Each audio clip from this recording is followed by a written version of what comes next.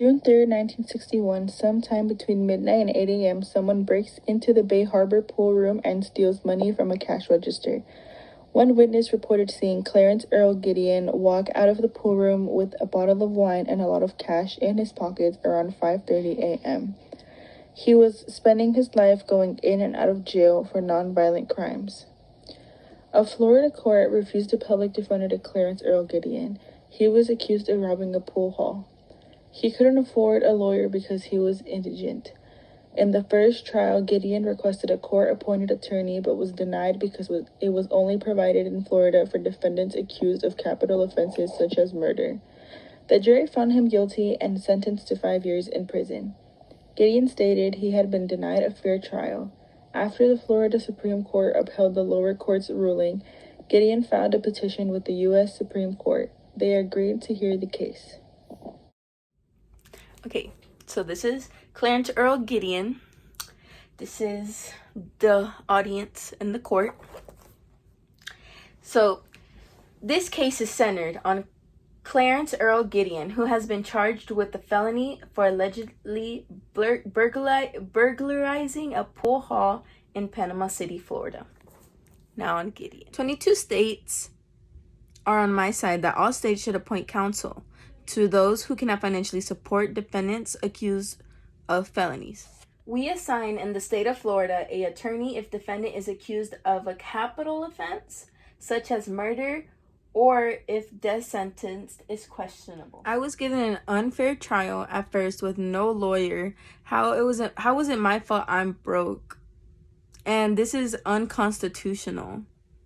The new 20 is literally 200. You guys should have appointed me a lawyer regardless. I don't know how to defend myself. That's what they're for. So Gideon, for someone here with the transcript I have in front of me with an 8th grade education and found guilty, yes, you are correct that a lawyer should have been given your asking. But after further looking into your situation, Mr. Gideon, you have been given a fair trial and have been released as your 6th and 14th Amendment rights were not respected. I knew it was unconstitutional. I wasted 5 months in that cell. As thoroughly discussed and with the final decision, Gideon was given an unfair trial as he was not given a lawyer to represent his case. Gideon had been given his trial court, court of appeals, and heard from the Supreme Court, all 3 tiers. The fact that Gideon is guilty was settled by the trial court.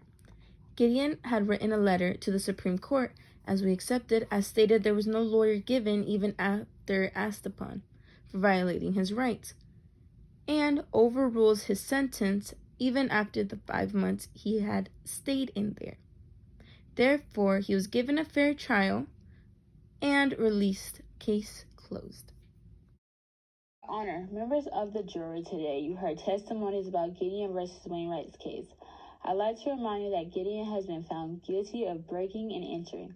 However, the case has been opened due to the Supreme Court incorporating the 6th Amendment and 14th Amendment before putting Gideon in prison. In result, Gideon was given a lawyer to represent him in a fair trial due to Gideon not having a lawyer himself and not being able to afford a lawyer himself. In the end, Gideon faced a 5-year sentence.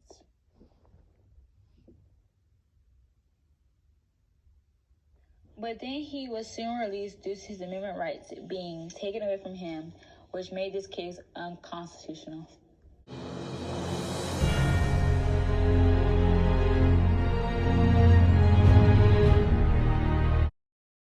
Point counsel. Stop!